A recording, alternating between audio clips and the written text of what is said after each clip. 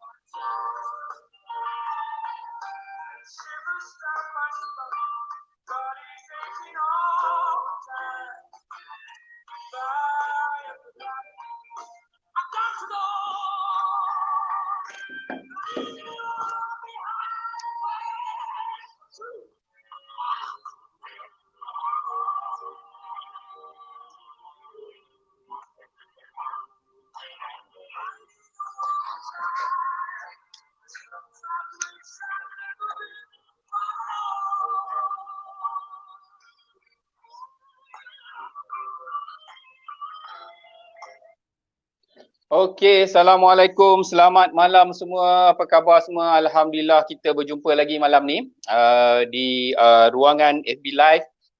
Kita punya talk show iaitu Sembang Kari ya. Sembang Kari, kita bukan nak cari kontroversi tapi kita hanya nak mengubah persepsi. So itu kita punya tagline. Okey, seperti biasa pada hari Jumaat kita akan bawa kita punya guest, kita punya tetamu kita yang telah kita undang. So tetamu kita ada sekarang di belakang studio. InsyaAllah nanti saya akan invite dia. Cumanya sekarang ni saya nak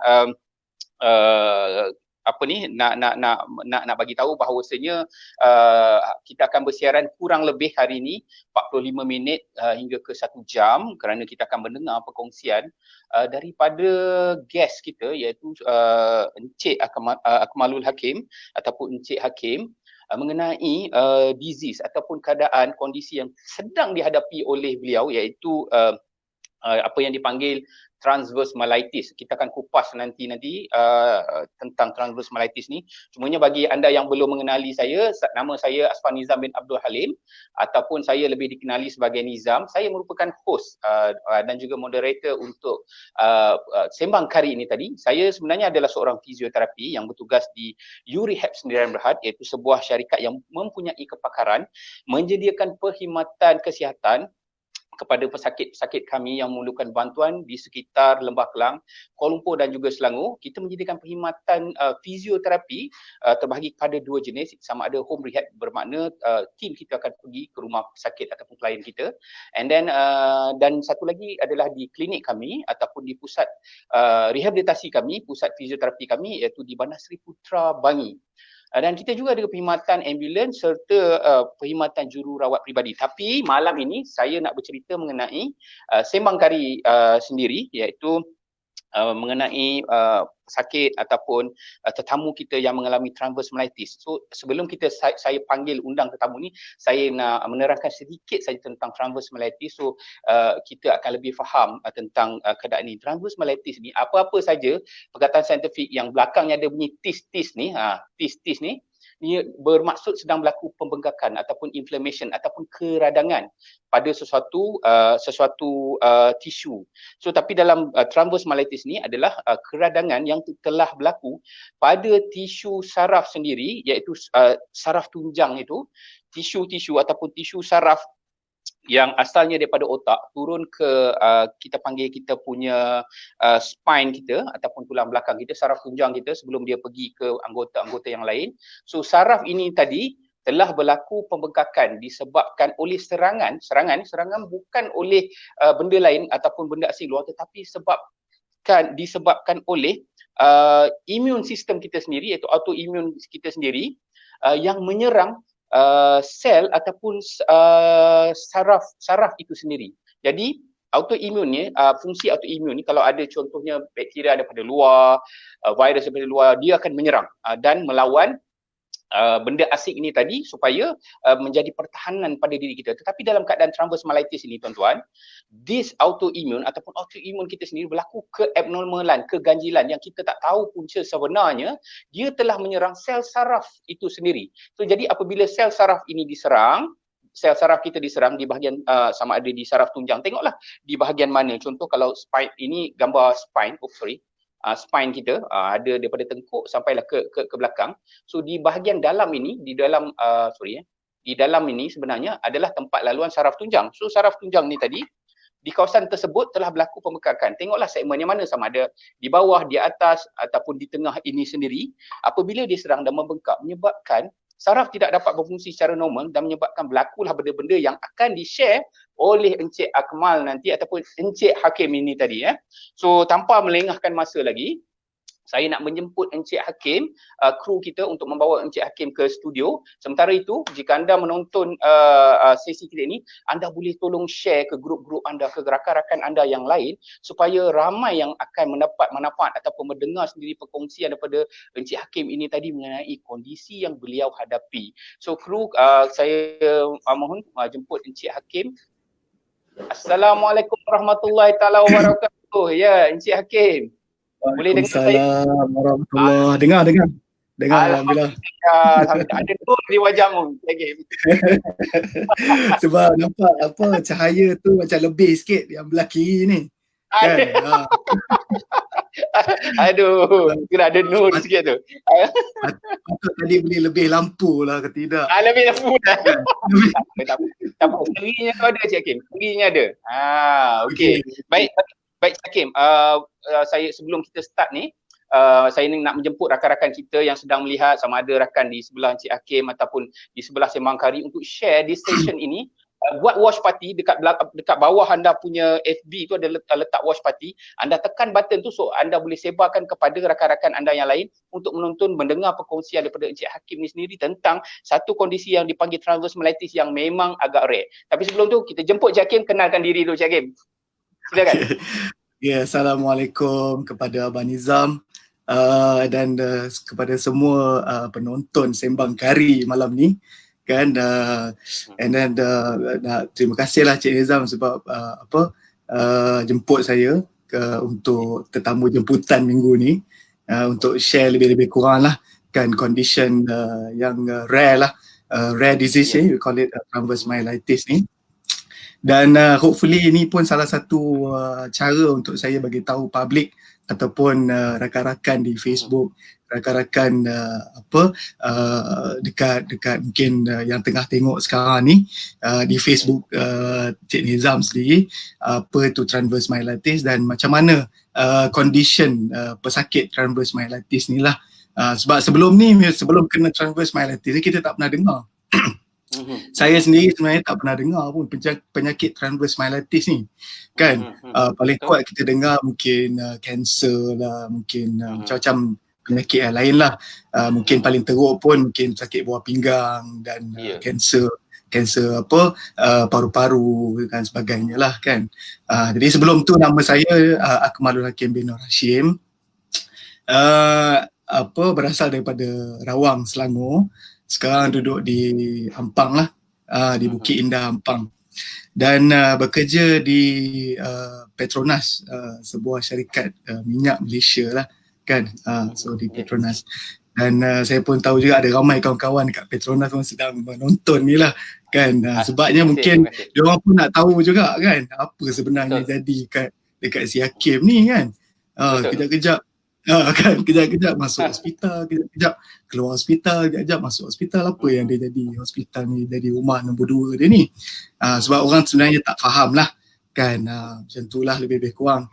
And then saya dah berkahwin, alhamdulillah kahwin seorang.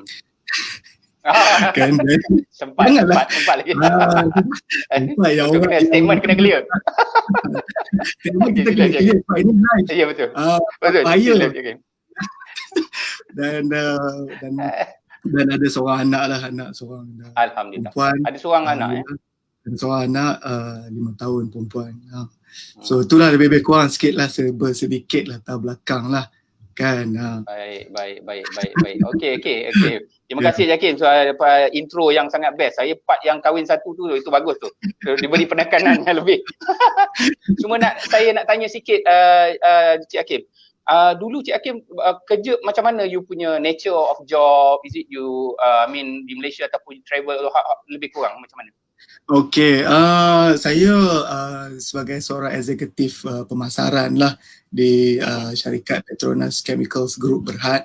Jadi sebagai seorang eksekutif pemasaran ni, of course kita selalu keluar, selalu travel dalam negara, domestik dan juga luar negara lah kan. Selalu juga travel, jumpa customer, bukan saja our domestic customer, saya juga involve dan jumpa customer di luar negara lah kan, our international customer lah.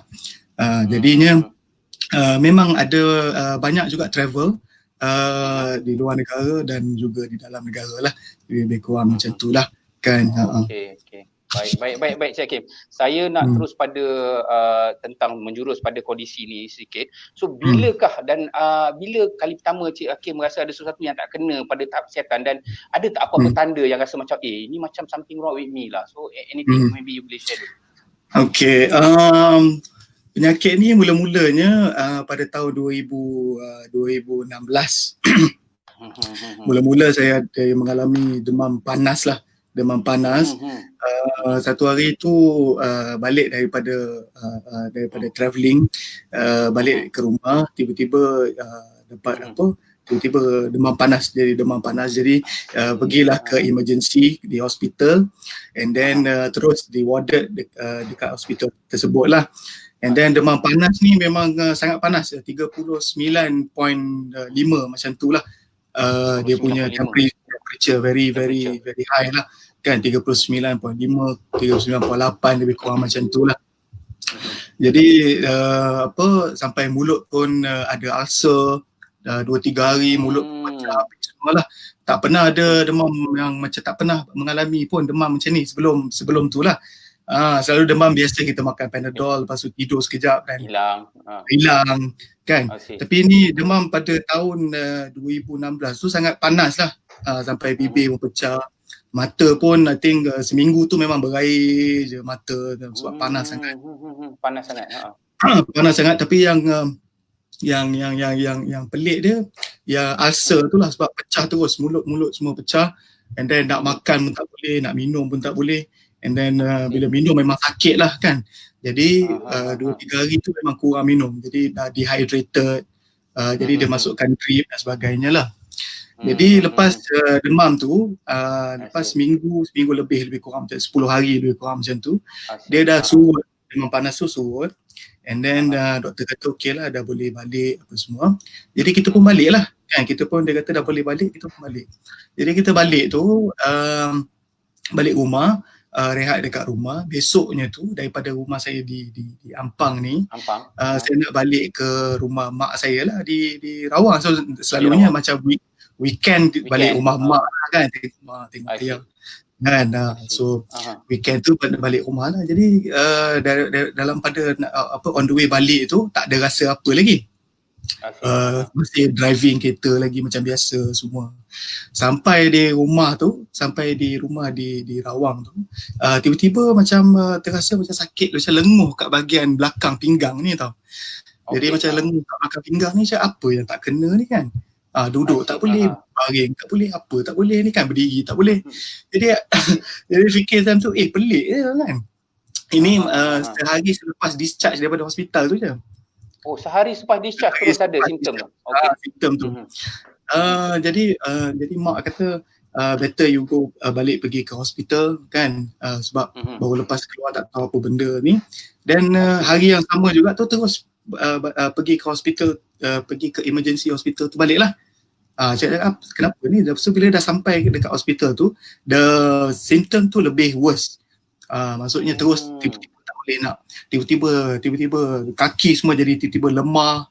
Tapi kadang-kadang kita tak ada terfikir macam apa sangat pelik sangat lah kan, sebab biasa kaki lemah ni biasalah tak ada apalah, mungkin sebab demam tak ada energy sangat kan. Jadi kita pun tak apalah. Bila sampai dekat dalam emergency tu memang tak tahan sangat, yang betul-betul tak tahan tu sebab sakit belakang tu, pinggang tu. Pinggang tu memang tak tahan sangat. Kenapa pinggang ni macam ni kan? Jadi dah meronta-ronta macam tu. Masuk ke dalam emergency tu, doktor pun kat emergency tu kata, oh ni mungkin penyakit, dia kata ini mungkin kencing tikus, dia kata kencing tikus. Okey.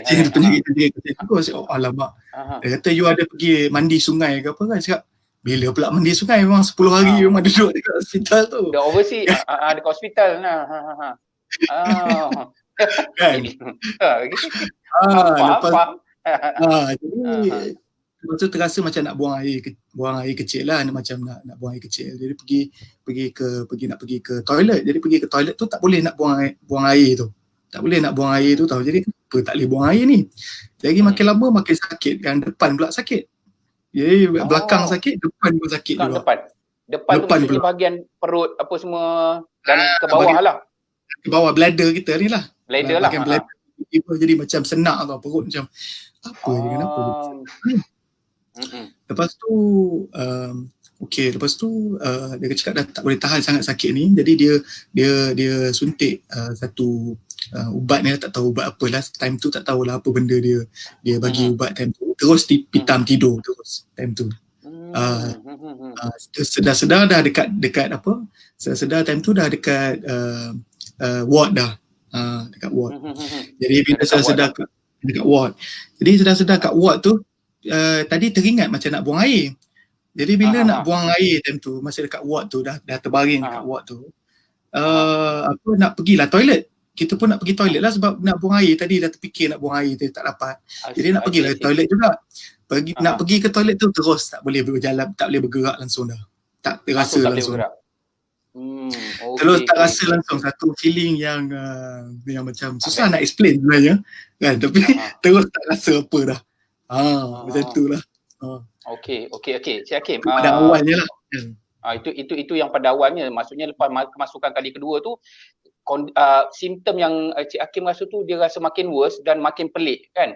Sebab mula mungkinlah ingat, saya rasa mungkinlah rasa macam sakit belakang, sebab travelling banyak ke apa, tapi bila dia dah sampai ke depan dan sampai tak rasa, itu yang paling teruk, tak rasa kan.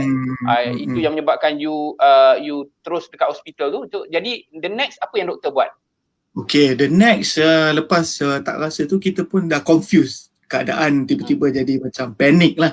Hari tu tiba-tiba panik, semua orang pun tiba-tiba kawan-kawan pun datang malam tu juga. Tiba-tiba kawan pun ramai tiba-tiba datang, dan kita pun mak pun semua dah ada dekat situ, family semua, isteri pun ada semua dekat situ. Jadi tengok apa yang dia orang ni tiba-tiba macam panik ni, sebab kita pun tak tahu apa jadi time tu kan. Sebab dah pengsan apa semua satu tadi. Kan, dah pengsan tak ingat apa dah. Jadi tengok apa yang ni, rupanya lama-lama rupanya fikir dia apa ni, keadaan tu sebenarnya kita dah tiba-tiba lumpuh. Tiba-tiba dah lumpuh terus. Dah terus tak rasa apa. Macam ni lah rasa lumpuh tu. Rupanya kita pun masih tengah nak digest lagi lah. Digest balik. Nak digest apa benda sebenarnya ni kan. Rupanya ni lah orang kata lumpuh tu lah kan, kondisi lumpuh tu. Tapi dah lumpuh everything semua tu, apa yang doktor buat, 2-3 doktor jugalah datang dan tanya. And sehari tu memang tak buat apa sangat lah. Tak ada apa sangat buat lah. Diorang pun mungkin pun tak tahu ke, ataupun tak pernah encounter ke apa benda ni. Jadi malam tu tak ada buat apa sangat. Besok hari keesokan tu barulah buat MRI, buat MRI tengok belakang, spinal cord, everything semua. Lepas tu dia orang kata okey, ni kondisi yang rare. Jadi dia orang tak ada pakar dekat hospital tu. Maksudnya hospital tu dia tak ada pakar yang in-house tau. In-house dekat hospital tu. Jadi kita pun wife pun dengan family pun duk search lah apa nama condition ni. Time tu tak tahu lagi apa benda nama dia ni. Memang tak tahu lagi lah. Tak dia beritahu, dia kata ini penyakit saraf je. Jadi saraf je ayat dia. Okey.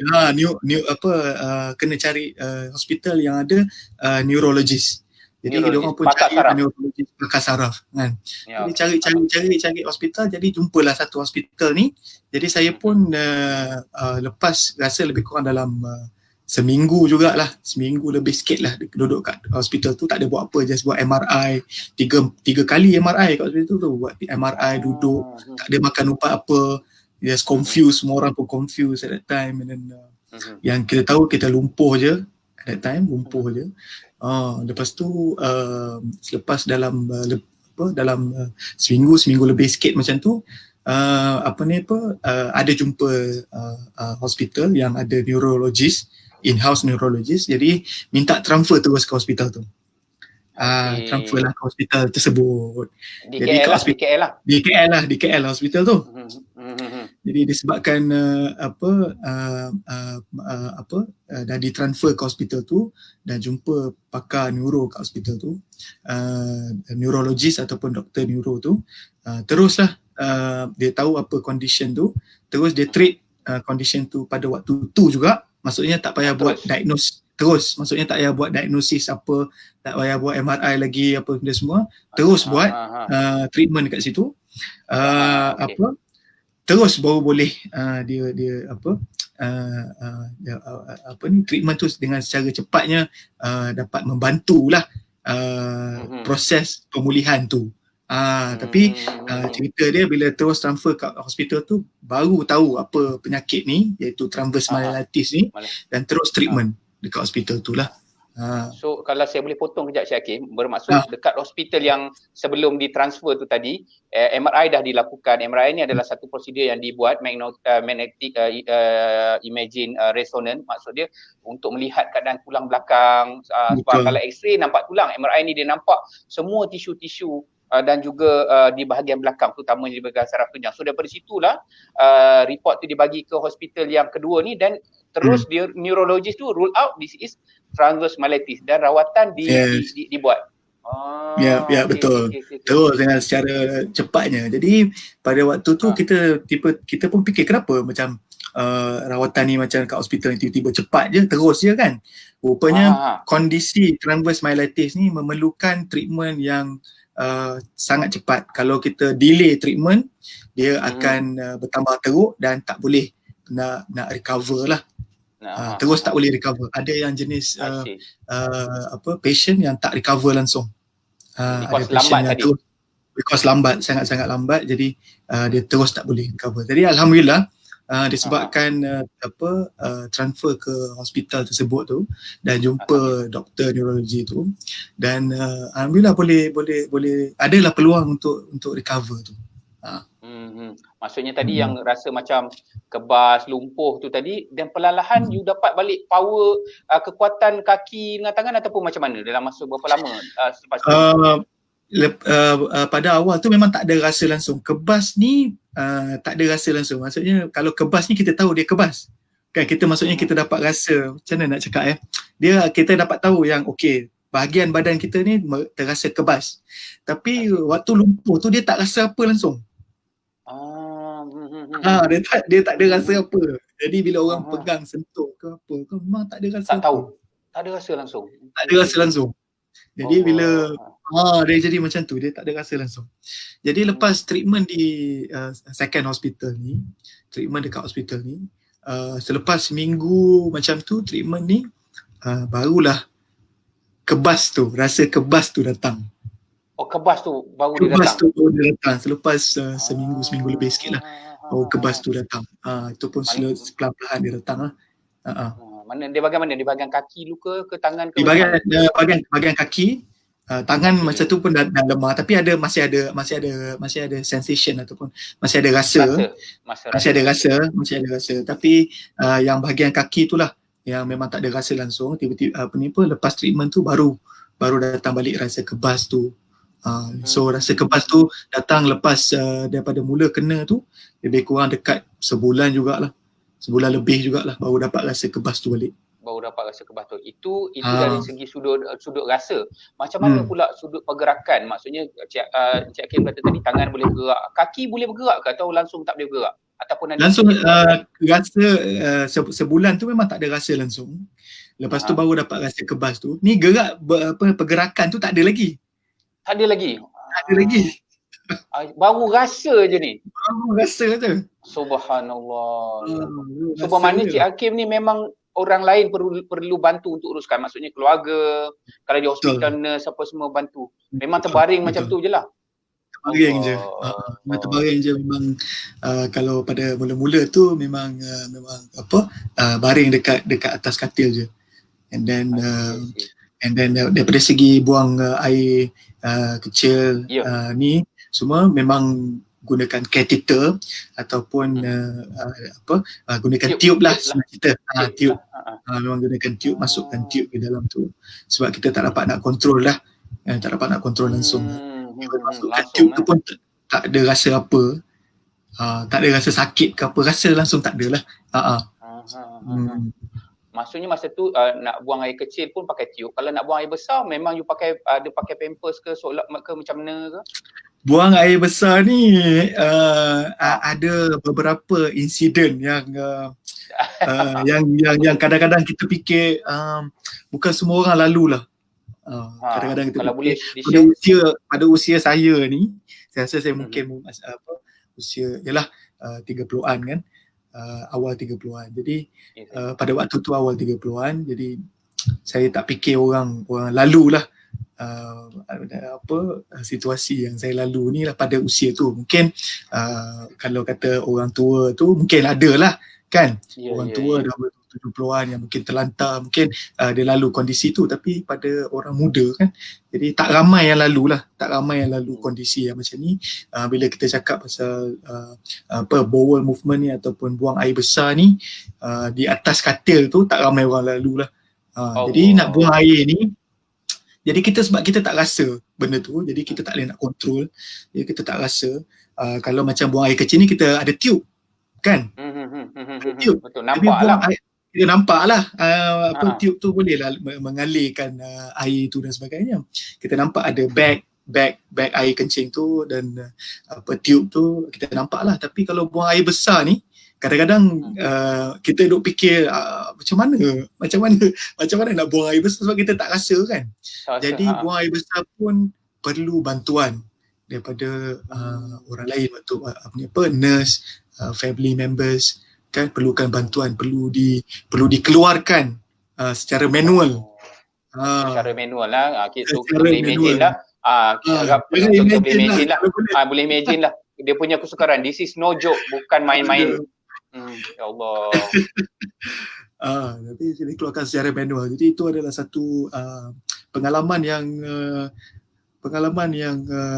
unik lah saya rasa yang saya lalu kan, yang perlu dikeluarkan secara manualnya. Okey. Cik Hakim kata tadi sebulan lebih terbaring macam tu baru rasa sikit-sikit kebas apa semua tu. So di hospital tu berapa lama sebenarnya? Sebulan discharge ataupun memang di situ selama sebulan? Memang dia dekat hospital tu memang sebulan dan terus lagi berada di hospital tu. Sebenarnya duduk di hospital tu dah lebih 3 bulan sebenarnya duduk di hospital 3 bulan. 3 bulan di hospital 3 bulan. Okey. Alright. Duduk 3 bulan di okey. Semasa di hospital tu yang 3 bulan tu apakah lagi bentuk rawatan ataupun ada apa-apa terapi yang Cik Hakim lalu selain daripada of course ubat-ubatan yang doktor bagi, of course penjagaan daripada jururawat, ada apa-apa lagi tak management daripada pihak hospital? Lepas kita dapat rasa kebas dan ada rasa kebas tu balik, dan doktor pun kata kita perlu ada satu lagi doktor yang juga pakar dalam bidang rehab ataupun dia panggil physical rehabilitation medicine lah, rehabilitation medicine ni. Doktor di hospital tu yang programkan satu rejim fisioterapi dan juga occupational therapy. Jadi fisioterapi ni pada waktu tu pun saya pun tak pernah dengar fisioterapi ni apa benda yang diorang buat sebenarnya ni kan. Betul. Fisioterapi apa yang diorang buat. And then occupational therapy ni apa beza dia pula dengan fisioterapi ni? Apa beza dia? Kan, jadi kita tak tahu pada waktu tu, kita tak tahu apa benda ni. Jadi kita just kita just buat je apa yang doktor tu suruh, kita just buat je. Lepas dapat rasa tu baru buatlah slowly regime fisioterapi ni. Dan sebenarnya fisioterapi ni dan rehab secara keseluruhan ni sangat membantulah untuk memulihkan balik kita punya motor system selepas episod transverse myelitis ni tadi.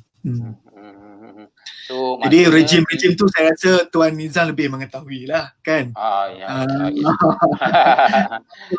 Pakai fisioterapi. Ya, betul. Jadi maksudnya fizio ni membantu Encik Hakim ni dari segi untuk mungkin menggerakkan otot-otot yang belum sempurna lagi dari segi kekuatan, dan juga make sure that flexibility otot tu terjaga, keadaan sendi kan, dan mungkin ada safe transfer ke ataupun macam mana diajar dekat Cik Hakim macam-macam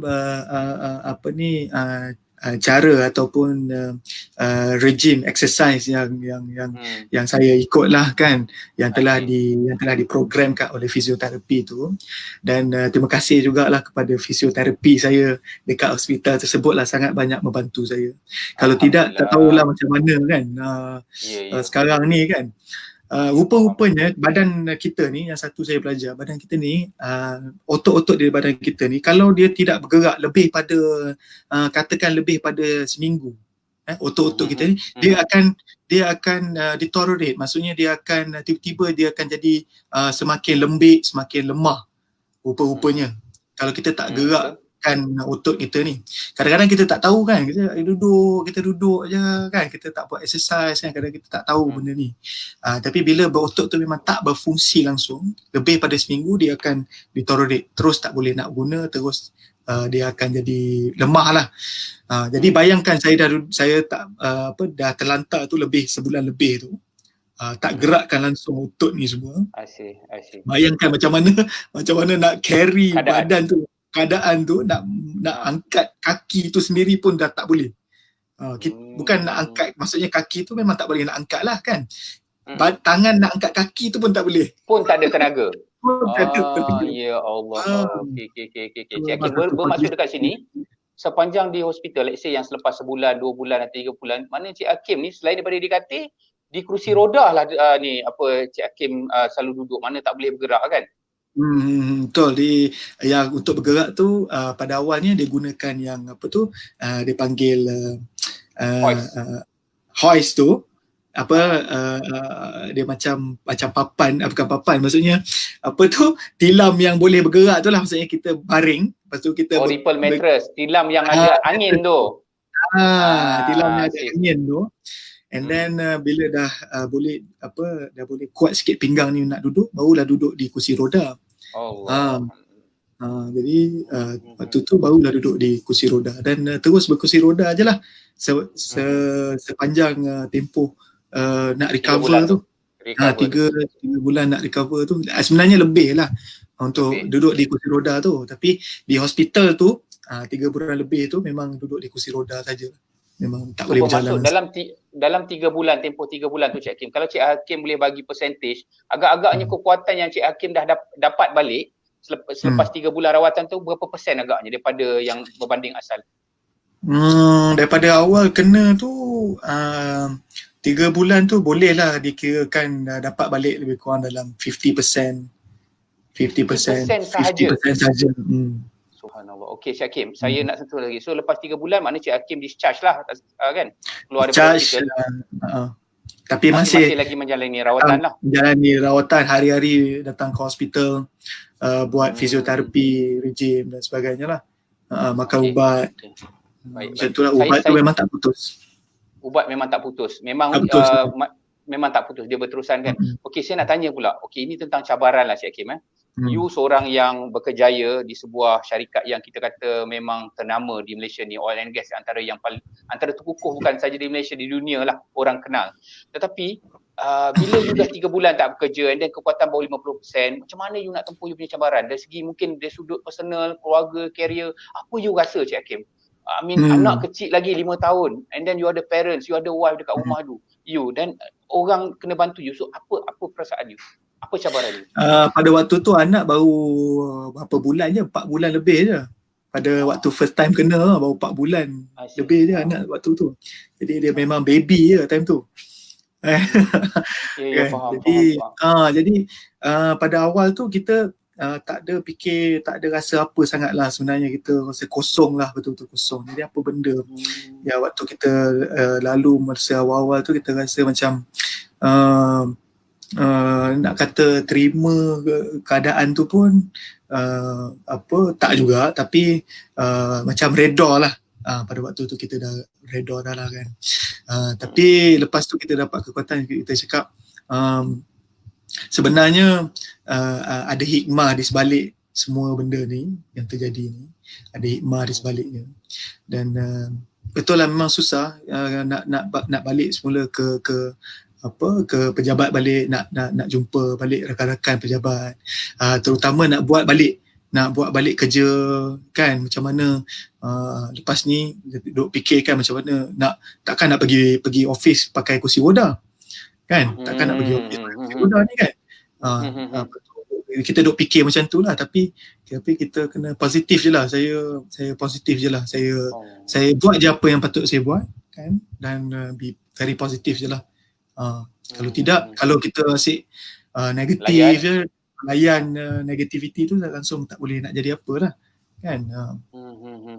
So Cik Hakim selepas beberapa ketika dapat semula kembali ke pejabat, melakukan kerja Cik Hakim, tapi tak full capacity, setakat kemampuan yang Cik Hakim buat lah. So ke pejabat tu macam mana? Bertongkat ke apa ke Cik Hakim?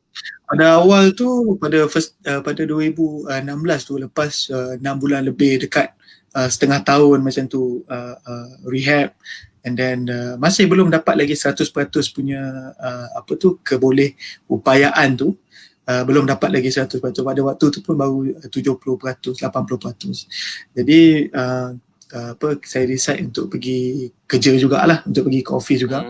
Sebab kalau saya duduk rumah pun, saya duduk mengenang nasib pun, saya rasa tak guna pun kan. Jadi saya rasa better saya pergi ke pejabat, jumpa kawan-kawan. Jadi kita boleh bincang benda selain daripada benda masalah kesihatan yang saya ada ni lah.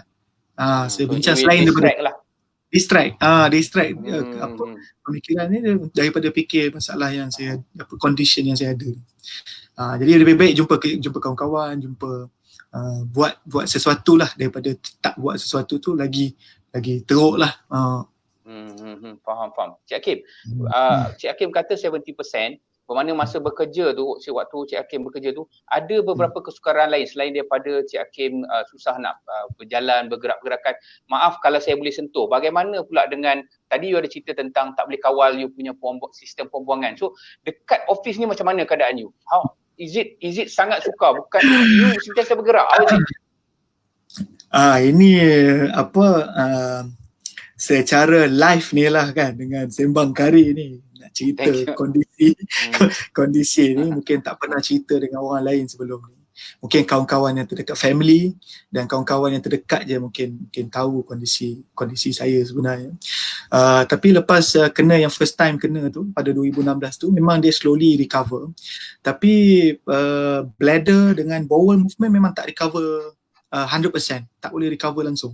Daripada segi jalan tu bolehlah bertongkat, lepas tu lama-lama tu dalam setahun lebih sikit tu dah tak payah bertongkat dah, boleh berjalan dah, maksudnya dia dah kuat dah, dia kaki tu dah kuat dah lah. Tapi daripada segi bladder control ni dengan bowel control memang agak sangat susah. Jadi saya terpaksa pakai Pampers ataupun lampin dewasa ni, lampin orang dewasa ni daripada 2016 lagi sampai sekarang lah kan. Memang ini kena pakai. Orang tak tahu. Ini orang tak tahu. Ini orang tak tahu.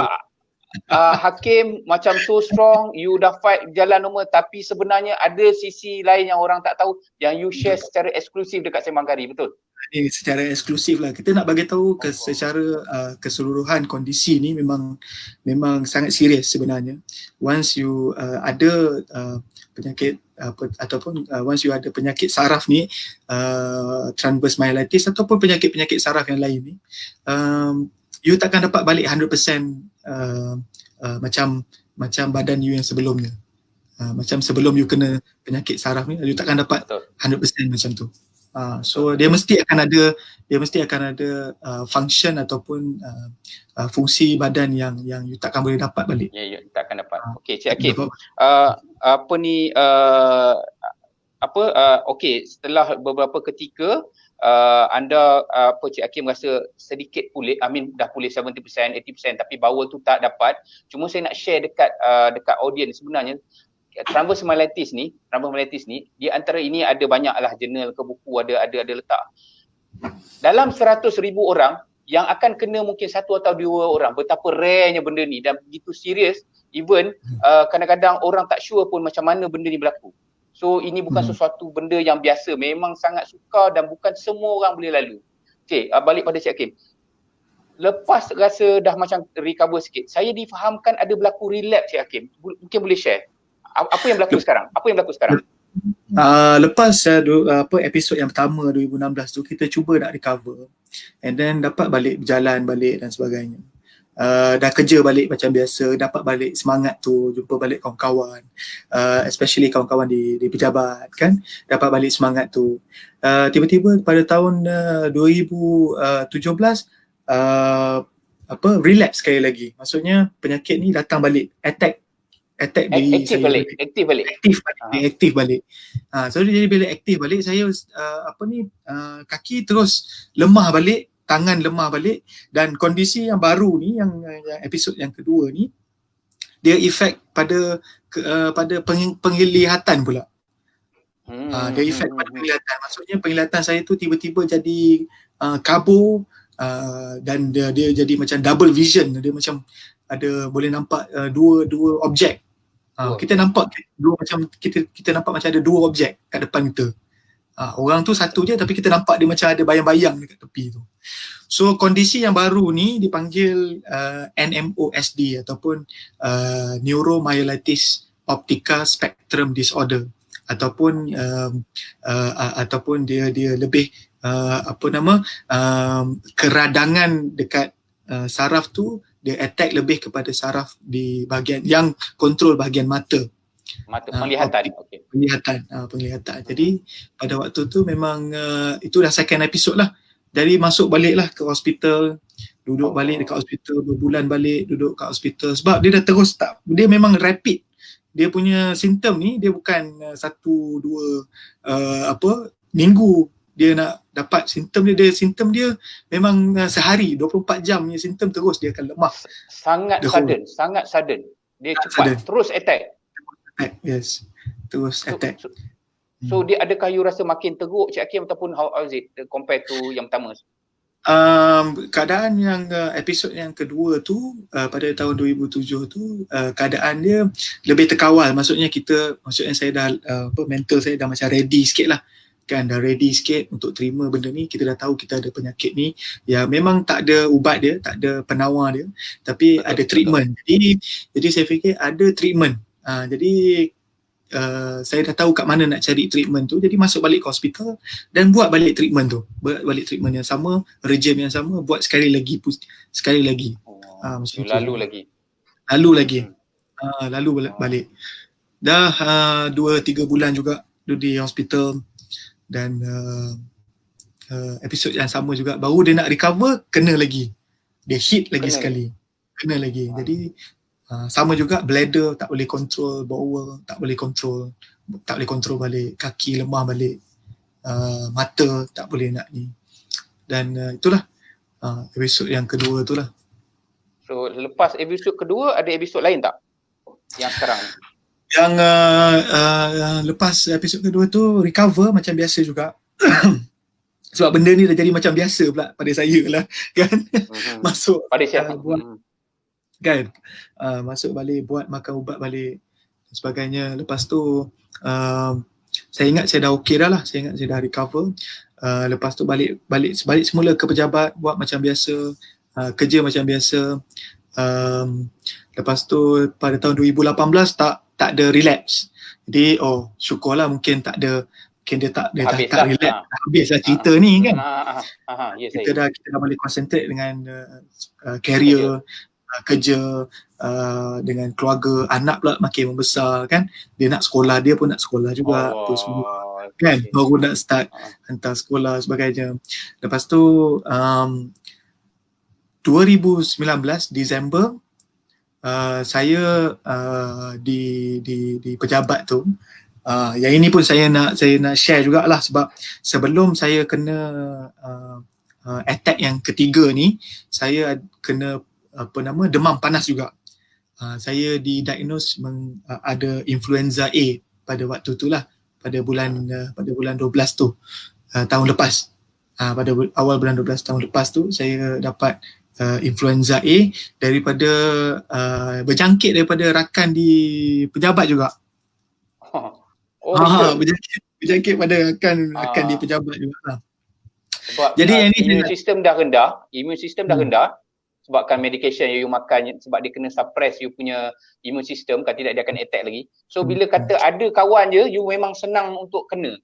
Ini memang dia akan senang infection, especially kalau penyakit macam influenza, ataupun even sekarang ni kita ada COVID kan, COVID-19 ni. Sangat bahayalah kondisi COVID ni untuk orang yang ada autoimmune disease macam saya ni. Jadi influenza pada waktu tu kena influenza A. Bila kena influenza A pada waktu tu memang demam lah. Memang demam panas, seminggu demam. Cakap dah ini saya dapat rasa dah ini memang kena sekali lagi inilah. Mungkin akan jadi sekali lagi lah. Jadi kita pun tak adalah berfikir, kita pun kekal, saya macam cuba nak positif lah. Kita tak nak fikir negatif kan, jadi kita nak fikir positif. Jadi duduk di rumah, kuarantin sebab influenza A, jadi sepatutnya kita kuarantin. Tapi itulah, kadang-kadang ini nak share juga rakan-rakan dekat pejabat dan mungkin di pejabat-pejabat lain pun kan. Kalau demam, kalau tahu diri tu tak sihat, tolong jangan datang pejabat. Tolong jangan datang pejabat, sebab kita tak tahu rakan di pejabat kita tu apa kondisi sejarah kesihatan dia, kita tak tahu. Ya, betul. Kan? Kalau tak sihat, duduk rumah.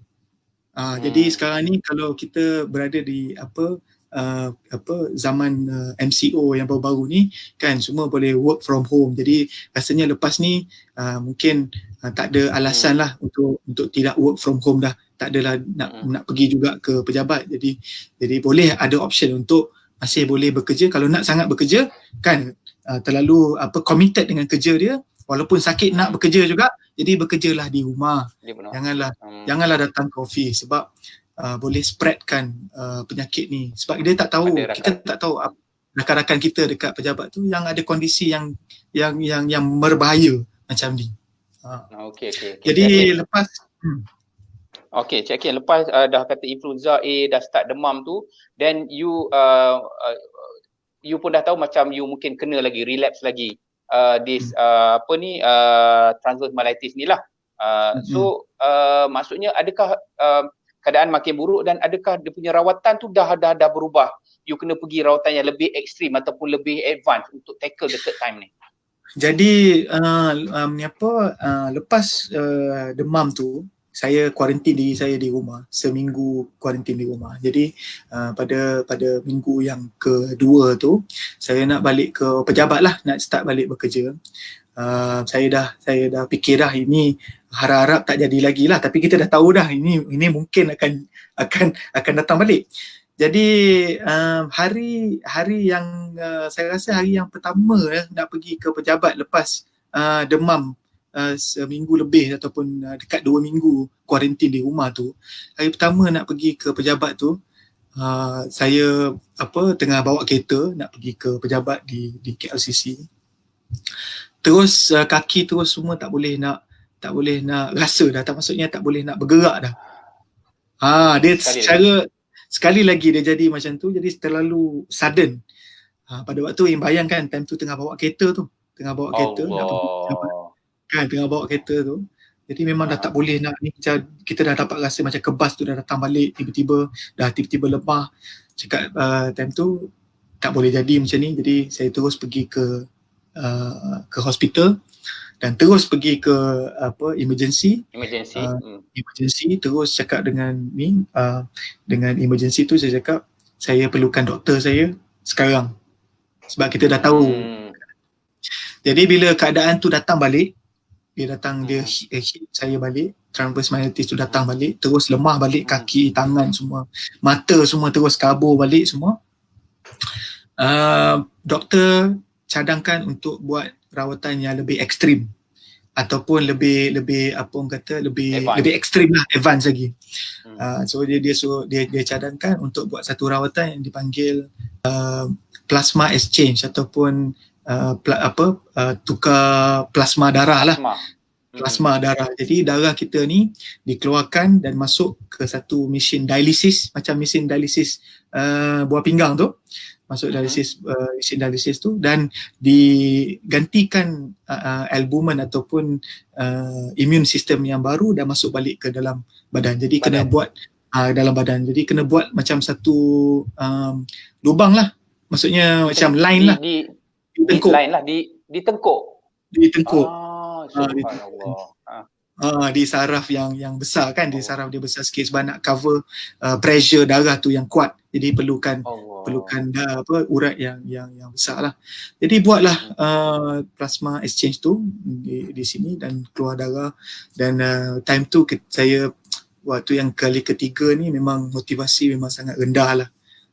Jadi saya kata bila jadi balik ni motivasi time tu memang sangat rendah lah. Jadi sangat sedih sebab bila kita bekerja ni mesti kita pun ada target kita.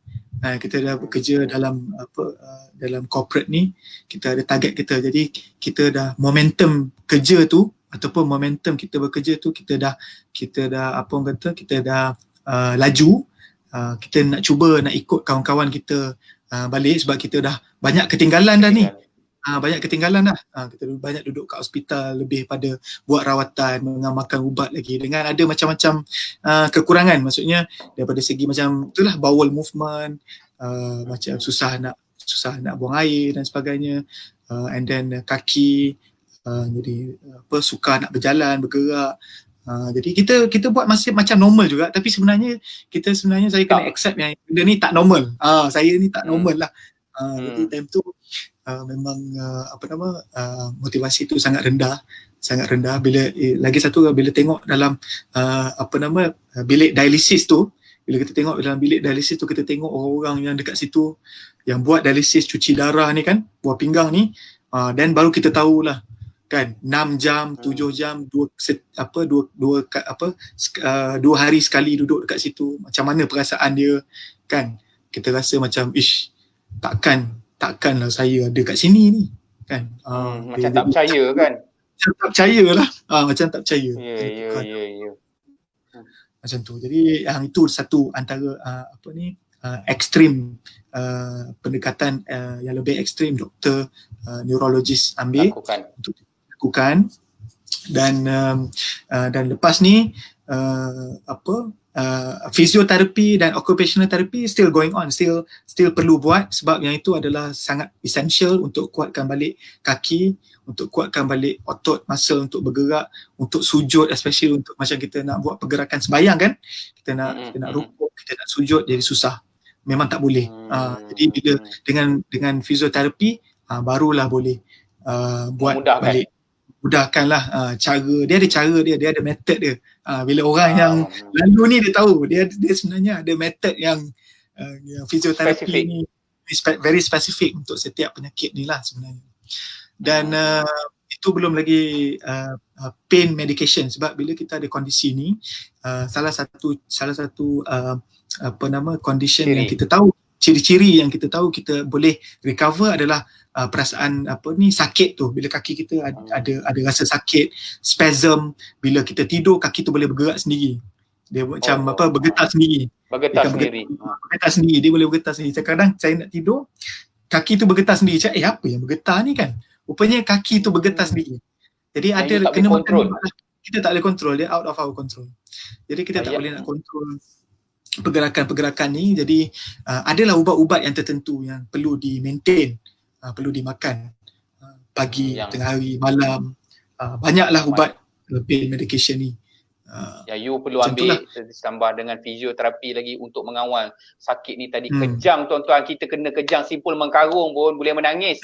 Ni kan pula kejang yang all the way ada dekat badan. Bayangkanlah, saya memang meleleh air mata. Ini bukan joke, ini bukan joke. Kita rasa sendirilah tengah malam terbangun, pap sentap. Oh, kalau ada bini kat sebelah panggil tu, kita tepuk sebab sakit sangat. Ni pula yang Cik Hakim dulu. Cik Hakim, you dah buat plasma dan saya juga difahamkan selepas plasma tu, pemindahan plasma, ada lagi rawatan yang doktor lakukan untuk mengawal you punya autoimmune system daripada terus merosakkan sistem saraf you sendiri. Boleh you share sikit yang lebih advance lagi? Okey, lepas buat rawatan plasma exchange tu ataupun pertukaran darah tu, satu method ataupun satu terapi yang dipanggil immune suppression therapy ni perlu diambil oleh pesakit transverse myelitis ni lah. Sebabkan untuk suppress immune system dalam badan kita ni, untuk immune system tu tak attack saraf tu lagi. So immune suppression medication ni dia sama macam kemoterapi lah. Dia sama macam kemoterapi, di mana dia akan suppress immune system dalam badan ni, dalam badan pesakit tu, supaya immune system tu dia tidak tidak attack protein protein saraf atau protein-protein yang baik dalam badan. Jadi dia terus suppresskan, keep the immune system tu quiet, terus diam. So tapi ada side effect dia. Saya akan prone kepada infection sebab kita dah tak ada immune system. Jadi saya akan lebih terdedah daripada infection. Kalau ada orang demam ke selsema ke apa, memang akan cepat dapat, especially dengan zaman COVID ni. Lagilah sangat bahaya sebab badan dah tak ada immune system. Dan juga immune suppression therapy ni akan buatkan sperm count kita akan jadi rendah. Jadi untuk dapat anak lagi akan merendahkan chances lah ataupun mengurangkan kebarangkalian untuk dapat anak lagi lah. So yang itu perlu jumpa beberapa pakar yang lain pula, kena jumpa infertility doctor. Sekarang ni kita macam-macam teknologi yang kita boleh buat. Maksudnya kita boleh simpan sperm kita dulu di sperm bank, for example kan, kita simpan sperm kita dekat sperm bank untuk digunakan pada waktu yang akan datang. Contohnya lepas ni bila saya dah immune suppression medication ni, saya dah tak ada sperm, jadi kita simpan siap-siap kan. Alhamdulillah lah sekarang ni kita ada teknologi macam ni. Kalau dulu tak tahulah kan, yang memudahkan kita. Faham. Okay. Jadi bila yang ni adalah the ultimate lah, ni kita buat the ultimate therapy. Jadi sekarang ni perlukan yang macam tu lah, perlukan terapi ni. Jadi bila lepas buat terapi ni sangat bahayalah untuk jumpa orang kan, yang ada takut orang tu ada kondisi pula, boleh berjangkit kat saya pula kena. Cik Hakim, kalau saya boleh sentuh sikit lah, sebab you sekarang saya difahamkan anda masih dalam tempoh berehat ataupun bercuti disebabkan untuk completekan this cycle of treatment, and then sementara nak bagi badan you pulih semula. Dan boleh saya tanya sikit, you sekarang ada di rumah, macam mana you punya hubungan dengan anak kan? Anak tengok you dengan keadaan you sekarang ni, adakah sebarang kesukaran ataupun, yelah bila kadang dengan anak, faham je lah anak dia 4 tahun 5 tahun, kadang minta dukung, walaupun 5 tahun manja, tambah anak seorang nak bermanja kita, nak papa jom pergi jalan pergi mana-mana. So how Cik Hakim, kalau you boleh share sikit? Pada awal tu memang agak sukar sikit lah kan, untuk especially untuk lakukan benda-benda yang fizikal ni kan. Tapi nak tak nak dia nak membesar kan, anak ni nak Ya, membesar, ya, jadi ya. anak kita kena layan juga, sakit ke Ya, tak ya. sakit ke, kita Ya. lupakan sakit tu kan, kita layan dia yang Allah. sepatutnya lah yang kita layan dia, macam Ya, tu. ya. Jadi ya sekarang ni duduk di rumah untuk completekan rawatan ni, cuti panjang, lagi sekali cuti panjang, duduk di rumah untuk fokus untuk buat rawatan ni lah kan, rawatan untuk completekan rawatan ni supaya saya tak nak dia relapse lah. Itu yang saya punya harapan lah kan. Semua pesakit thrombus myelitis ni dia pun akan ada harapan yang sama, iaitu dia tak nak relapse thrombus myelitis ni balik. Tapi kebarangkalian untuk dia relapse tu sangat tinggi kalau kita tak buat immune suppression therapy ni, sangat tinggi. Sangat tinggi dia punya kebarangkalian tu. Jadi saya perlukan sekarang ni, saya perlukan masa yang lebih panjang untuk concentrate dengan rawatan, makan ubat dan tengok anak depan mata kan. Yang itu je lah untuk bagi kita lebih motivasi lah untuk hari-hari yang mendatang ni lah. Hari-hari yang mendatang lah. Saya tuan-tuan, saya sebenarnya nak berterima kasih kat Cik Hakim ni sebab dia sebenarnya tuan-tuan tadi seharian di hospital daripada pagi sampai petang, dan malam ni dia komit untuk sharing dengan Sembang Kari, dengan kita semua tentang apa yang dia hadapi. Saya sangat salute dia because ini komitmen yang dia tunjukkan supaya nak bagi tahu kat orang ini sebenarnya yang sedang berlaku, bukan sebenarnya untuk dia tahu. Dia nak bagi tahu dekat orang ramai, kalau ada orang yang alami keadaan macam ni, please support, please faham. Sebab dia bukan sesuatu yang senang. Nampak je Cik Hakim ni senyum, dalam kita tak tahu macam mana dia punya koyak dia. Serius dia cakap kan. Bukan benda yang senang. Okey Cik Hakim, kita pun dah nak sampai kat ujung Cik Hakim. Any pesanan you kepada masyarakat, kepada rakan-rakan you, kepada orang lain mengenai penyakit transverse myelitis dan management dia? Okey, nombor satu, mungkin satu nasihat kepada pesakit-pesakit transverse myelitis yang dekat luar sana tu, yang tengok rancangan ni, mungkin tak ramai sebab penyakit transverse myelitis ni pun sangat-sangat rare condition. Jadi tapi kalau ada juga yang tengok rancangan Sembang Kari ni, saya harap nombor satu perlu lebih semangat, lebih bermotivasi, perlu positif. Sebab walaupun dalam banyak research dia kata penyakit transverse myelitis ni tak ada ubat, tak ada ubat untuk menyembuhkan penyakit transverse myelitis ni. Tapi percayalah, dia ada ubat dia, dan penyakit yang tak ada ubat tu mati je yang tak ada ubat. Penyakit lain semua ada ubat. Jadi kita kena percaya benda itulah sebagai seorang Islam lah kan. Dan sebagai masyarakat kat luar sana, sebenarnya kalau kita tengok orang tu tidak upaya ataupun kurang upaya, kita kena support dia daripada segi kita punya tindakan, iaitu bagi dia motivasi. Jangan treat orang tu macam dia cacat ataupun different sangat, jangan. Sebab dia akan lagi mengurangkan ataupun melemahkan motivasi diri orang tu lah. Just treat dia sama, bagi dia semangat, bagi kata-kata semangat, macam tu je. Dan hopefully kalau ada pesakit ataupun keluarga orang yang menonton rancangan ni hari ni, kalau ada keluarga ataupun pesakit tu sendiri nak tanya lebih lanjut macam mana cara management minda ni yang paling penting, bolehlah tanya kat saya later on, follow FB saya ke apa ke, tanya direct kat saya pun boleh, tak ada masalah. Okey. So makna kalau tuan-tuan sekalian, kalau ada sesiapa yang nak tanya Cik Hakim ni tentang dia punya pengalaman lagi, how dia handle kadang-kadang nak sharing, so you boleh follow Cik Hakim punya FB personal. Apa nama FB personal Cik Hakim? Akmal Hakim.